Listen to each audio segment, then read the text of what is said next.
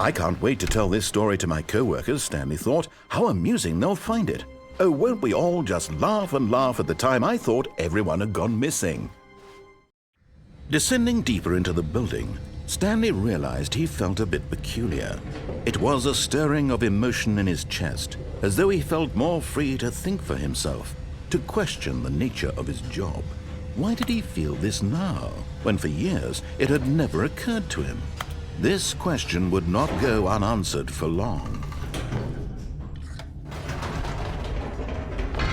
Whoops, nope, never mind. Stanley actually got back into the elevator and went back up. Silly me.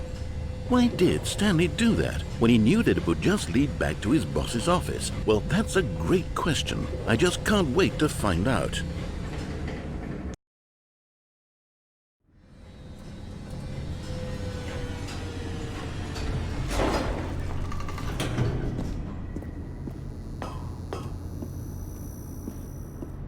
Here we are, Stanley. It's your boss's office. Exactly the way it was before you got onto the elevator. It's still just exactly what it is. What a decision you've made to come up here and look at the office again. This has fleshed out the plot of the story in new and fascinating ways I could have never anticipated. It's that keen eye for storytelling that you have, an incisive rapid fire of critical plot points, one after the other, weaving a rich tapestry of uncompromising narrative. Wow! I'm bolted to the edge of my seat. Incredible. Now he's getting back into the elevator and going down again. Ladies and gentlemen, how does he keep coming up in the elevator? I can't even begin to grapple with what might be up there. Is it the boss's office again? Or what if it's the boss's office? This absolutely changes everything for me. Give me a time out here for a minute while I process this.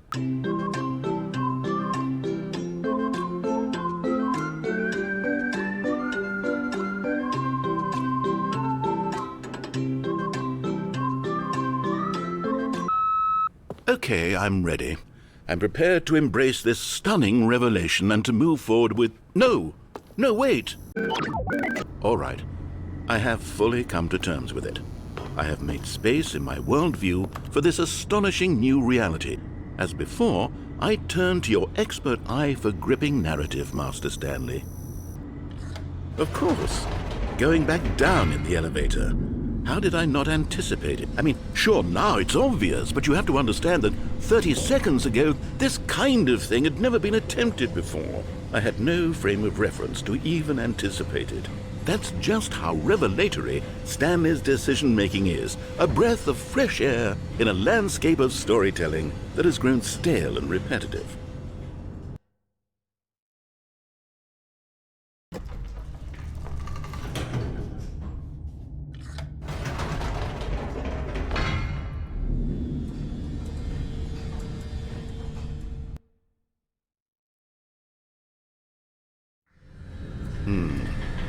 You know what? I've just thought of something. Hold on, let's stop for a moment. Don't you realize? It's the anticipation, Stanley. You and I, we have no way of knowing what will be at the top of this elevator. Oh my God! It's the boss's office. But the suspense, the agony of waiting and anticipating and having to guess, that's the real thrill. Oh, I simply don't want to let that feeling go. It's so precious, so fleeting. Why don't we take this elevator ride nice and slow? There we go. Isn't this so much more exciting? You know, Stanley, it seems like nowadays the only thing that audiences want is to be shocked as loudly and frequently as possible. They want big, explosive moments flung right in their faces from the very moment that things get started. But where's the tension? Where's the trust in the audience to understand the Nighty-nighty. Ah, spaghetti. Oh good, we're here.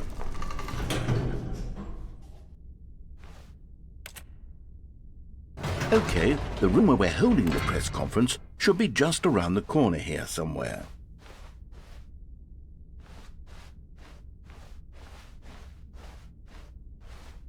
Ah, yes, here it is, just through this door. All right, are you ready? I've told them you're going to speak a little bit about the nature of surprise in storytelling and what it means to craft a truly unpredictable narrative. Oh, don't worry, you'll do great. Just be yourself and speak from the heart. I'm really proud of you, Stanley. Okay, it looks like they're ready for you. Go get 'em.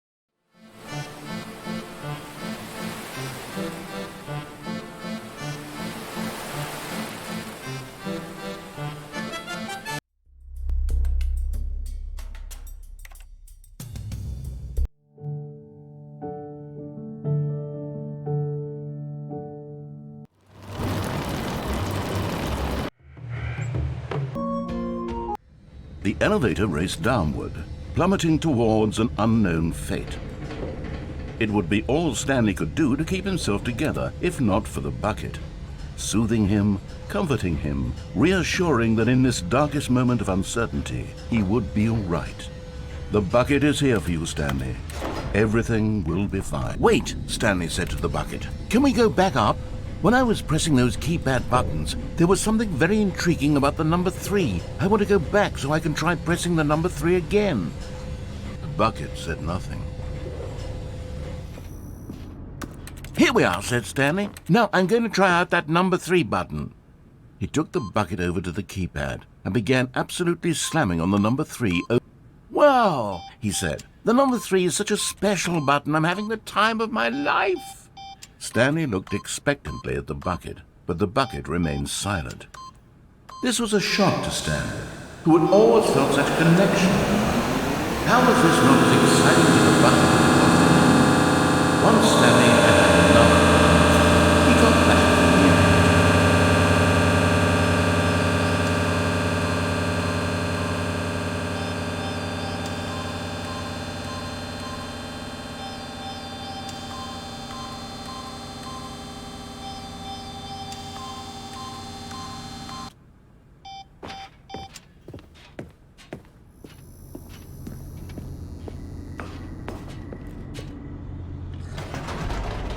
Perhaps the bucket had missed something. Perhaps it had not seen how much joy Stanley got from slamming the number 3 repeatedly.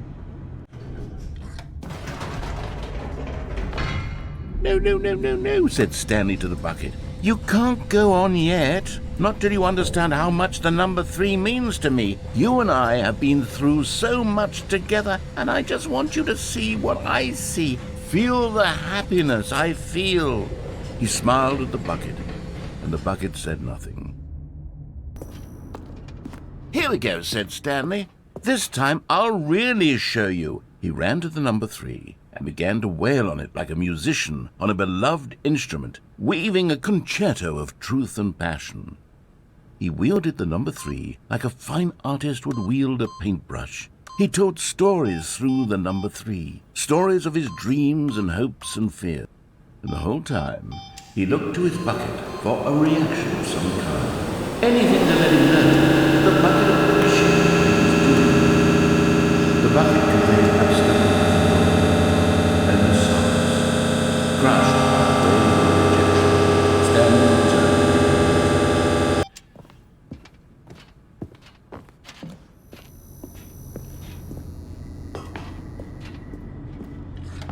Stanley and the bucket were so close. They'd always been there for one another. Why suddenly could the bucket not connect with this passion of Stanley's?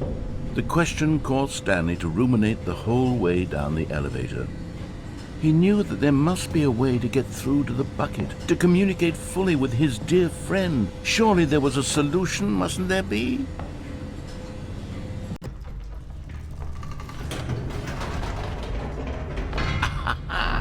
Said Stanley. I know what to do. I know how to fully express this feeling in my heart. He decided right then and there that he would hold a press conference where he would speak to the public on all matters relating to pressing the number 3 over and over. He would elaborate fully on what the number 3 meant to him and why he felt so alive when pressing it. Then the bucket would be able to see his joy through the eyes of others. It would get to see the world react to this discovery of Stanley's. And it would be through the public eye that the bucket would finally understand Stanley's work.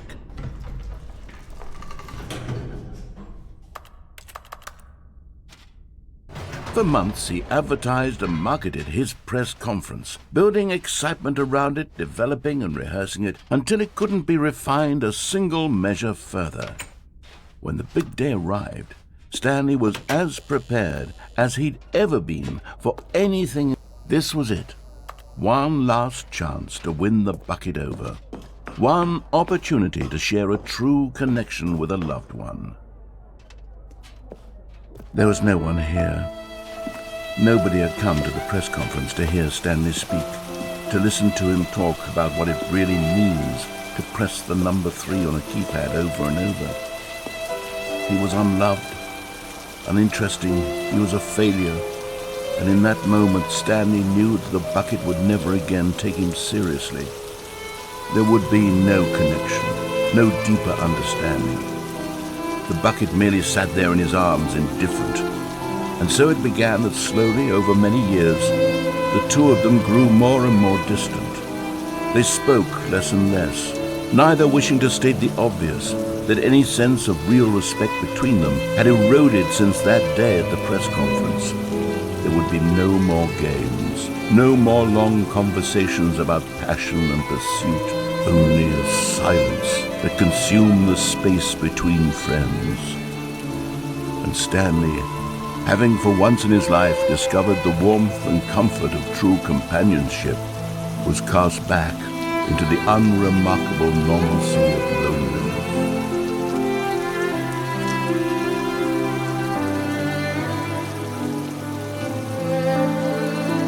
"Where are we going today?" the bucket asked. Stanley just smiled. Anywhere they went together would be perfect. Stanley clutched the bucket tightly to his chin. This was not the correct way to the meeting room, but Stanley had felt the bucket calling to him, telling him that the employee lounge was simply the place to be. And here it was. Had the bucket turned out to be correct? No, never mind. The bucket was wrong. Stanley took the door on his left to go back to the meeting room.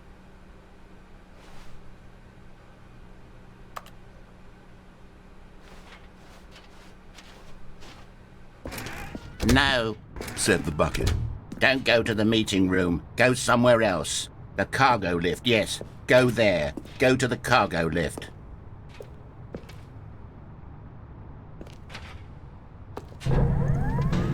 Oh, well, look who's got cold feet. Well, from here, it looks like the only way forward is down, since the lift won't be coming, but that's okay.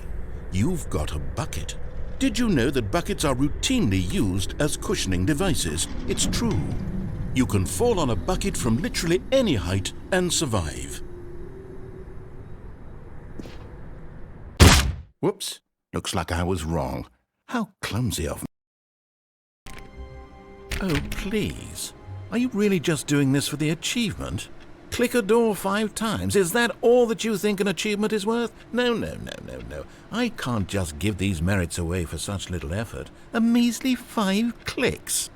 Now suppose you were to click the door 20 times. I would say that's the kind of effort that warrants recognition. I have to say I'm still not feeling the satisfaction of witnessing true effort for a noble cause. Perhaps 50 clicks will do it. Yes, almost certainly 50 clicks.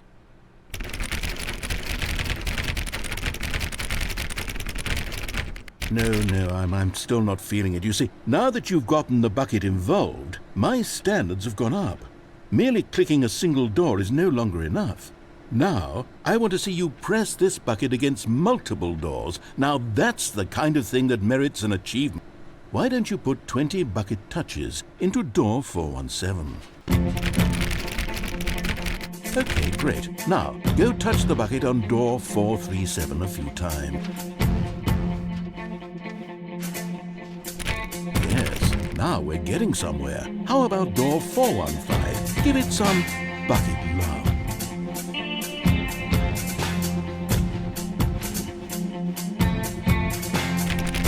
Now back to door number 437.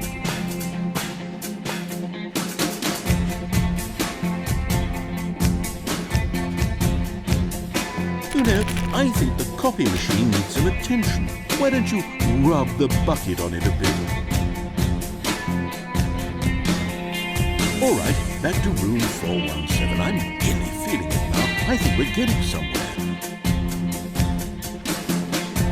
Okay, now bring the bucket on top of employee 419's desk.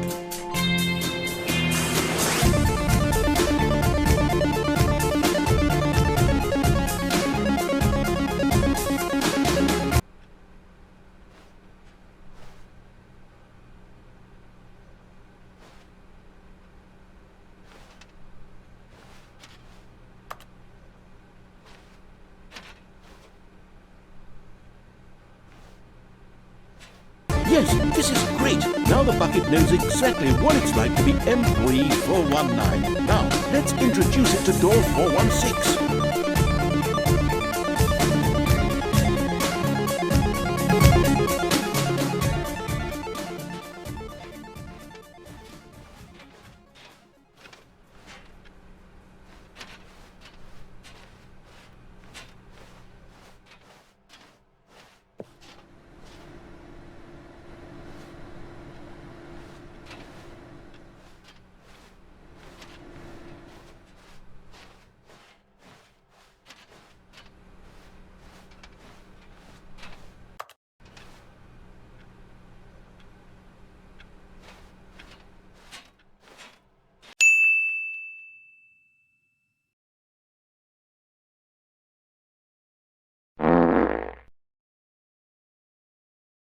Stanley and the bucket walked straight ahead through the large door that read, Mind Control Facility.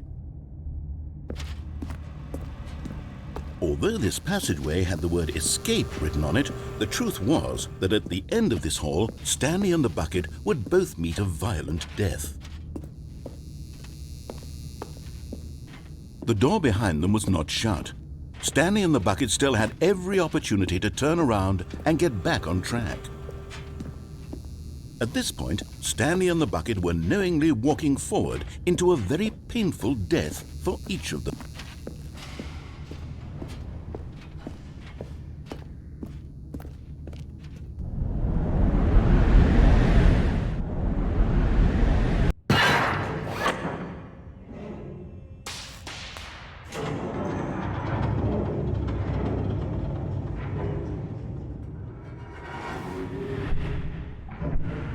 As the machine whirred into motion and Stanley and the bucket inched closer to their demise, Stanley reflected on how meaningless the bucket's warmth and comfort had turned out to be.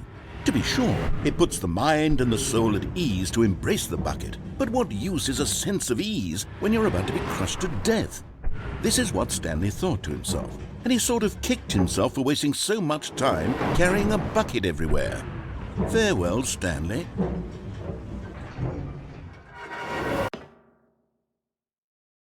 "Farewell, Stanley," cried the narrator, as Stanley and the bucket were led helplessly into the enormous metal jaws.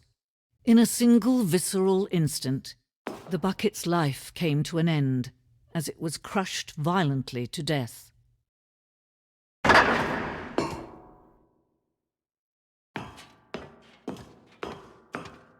It was a shame, the death of such a magnificent bucket. It's true that all buckets are radiant in their own way, but this one stood above the rest. It was a glorious bucket to behold. Can you see how arrogant it was for Stanley to take a bucket like this and to claim it for his own? Can you see the hubris that blinded him? Can you see that the bucket is far more noble than Stanley will ever be in his short life? No man can own a bucket, and certainly not a bucket as dazzling to behold as this one. It is man who should kneel before the bucket.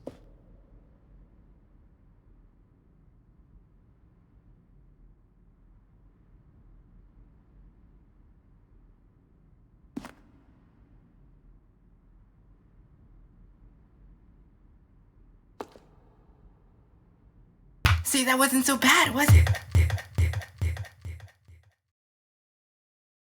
But there is something we can do. Something we can do together, you and I, that will right this terrible wrong. Let Stanley die. Let him be crushed by the machine. Don't reset the game. Don't give him another opportunity to run off with another beautiful bucket. We can save the world's buckets from their treatment as tools and implements if only we let Stanley die together. The bucket shall take its place as ruler, as leader, as commander of a new world, a new vision. The embrace of an old friend, a weathered companionship that stands Yeah, the test narrator, of you time. shut your Stanley trap hole. clutched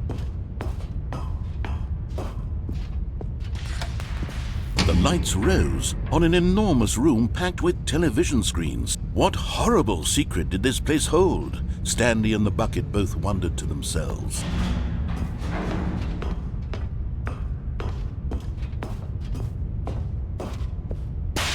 The monitors jumped to life, and Stanley nearly dropped the bucket in shock. Everyone in the office was being videotaped, monitored like guinea pigs. The bucket had never seen anything like this, and it very nearly burst into tears as Stanley cradled it gently, reassuring it that everything would be fine.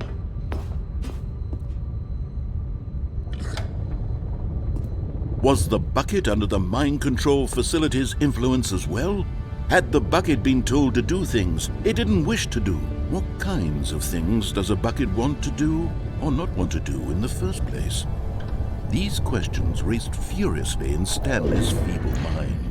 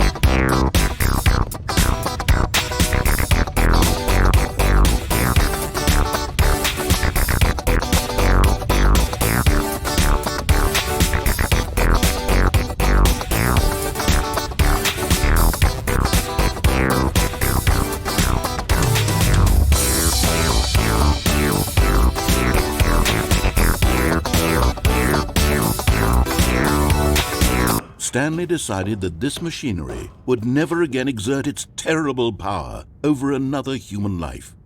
For he and the bucket would dismantle the controls for good. Two best friends, Stanley and the bucket, up against the world. They high-fived in a really cool way, and the bucket made a sassy comment about taking down the system. Stanley and the bucket waited in blackness. Was it over? Yes, they had done it. Stanley and the bucket had defeated their greatest and darkest enemy, freed themselves from the tyrannical grip of the evil mind control machine. Freedom was now mere moments away. Excitedly, the two of them began to discuss the kind of life they wanted to live once they stepped through this massive door. The bucket wanted to learn to roller skate. Stanley wanted to sneeze in every country on Earth. Both of them wanted to begin watching a movie, any movie, but then stop it halfway through and begin watching it in reverse from the end. True, it was a simple life they envisioned, but it was one they'd lived together, with one another to lean on, to trust, to support. What? Wait. What was happening? Why had the door stopped? Was Stanley and the bucket not about to be freed? An unbearable silence filled the room, lingering in uncertainty, until finally the truth hit Stanley square in the face. This building did not want the bucket to leave. Even the facility itself recognized the incredible calming presence of the bucket, needed the soothing warmth of the bucket, would go to any lengths not to part with the bucket. No. Stanley can't leave this place, not while he has such a precious bucket in his arms, not while this building has anything to say about it. Stanley realized he would never again leave this very room, but at least he has the bucket. To be trapped eternally in darkness isn't really so bad, Stanley thought to himself. As long as I have my bucket with me, right? I'll be okay, won't I? Stanley gulped. Very soon now, he was about to find out. All of his co-workers were gone. What could it mean? Stanley decided to go to the meeting room. Not everyone is so lucky to have a bucket, but Stanley is a very lucky fellow. Very lucky indeed. Stanley clutched the bucket tightly to his... This was not the correct way to the meeting room, but Stanley had felt the bucket calling to him, telling him that the employee lounge was simply the place to be. And here it was. Had the bucket turned out to be correct? No, never mind. The bucket was wrong. Stanley took the door on his left to go back, and so the two of them detoured through the maintenance section and walked straight ahead to the opposite door.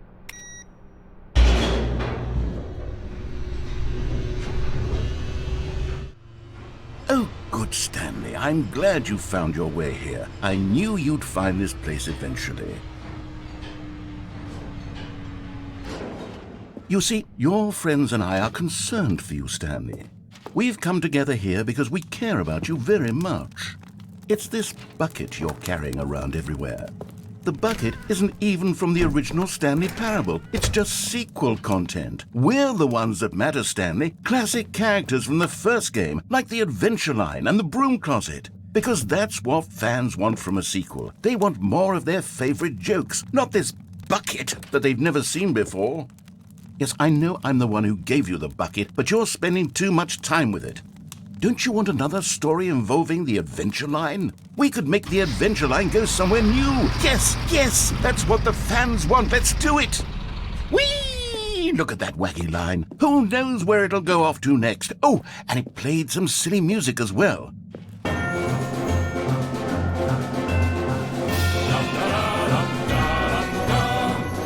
Now this is what the Stanley Parable is all about. Don't you remember all those great jokes from the original dialogue? Also, Stanley is addicted to drugs and hookers. Yes, it's as classic now as it was back then. Let's do it for the fans, Stanley. Let's give them more content exactly like this. But if we want to do that, you're going to have to give something up.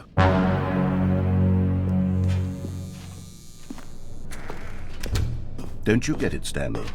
We need to get rid of the bucket. That's why I'm very proud to introduce a brand new character. This is the Bucket Destroyer. I think it'll make a wonderful new addition to the rich lore of the Stanley Parable. True, it also was not in the original game, but it's such a well-fleshed-out character with so much personality that to me it already feels as though it's been part of the cast all along. Don't you agree? Can you guess what the bucket destroyer does? Surely you don't need me to spell it out for you. Go ahead now, Stanley. Say goodbye to the bucket, and then pop it into the machine when you're ready.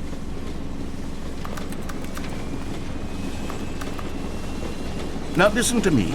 It's crucial that you give it the bucket. I don't know what the bucket destroyer will do if it can't destroy your bucket. Destroying buckets is all it knows. That is its singular personality trait. Sure, I can hear you saying, how does a character with only one personality trait deserve to join the pantheon of beloved Stanley Parable characters? Well, you see, if you were to really explore the bucket destroyer, you would see that its desire to crush buckets is so densely loaded with complexity and nuance that it's really like 10 personality traits. What other object in this game can you even say that about? The broom closet? Certainly not. I wonder what sort of bucket destroyer merchandise the fans will be clamoring for after this. Okay, the bucket destroyer is getting very upset now. You'll have to hurry and feed it. We can't get back to the classic Stanley Parable characters like the Adventure Line or the bucket destroyer until you crush that damn bucket. Quickly now, the fans are waiting. Do it, the fans, Stanley. Give the fans what they want. Hurry and...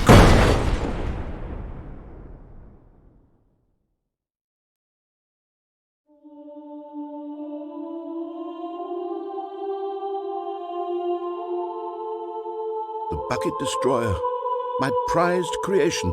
You had so much potential. We were going to do such marvelous things with you, tell such spellbinding stories about you. All of it squandered now. Goodbye, new friend. For the moment in time that you were here, you were magnificent.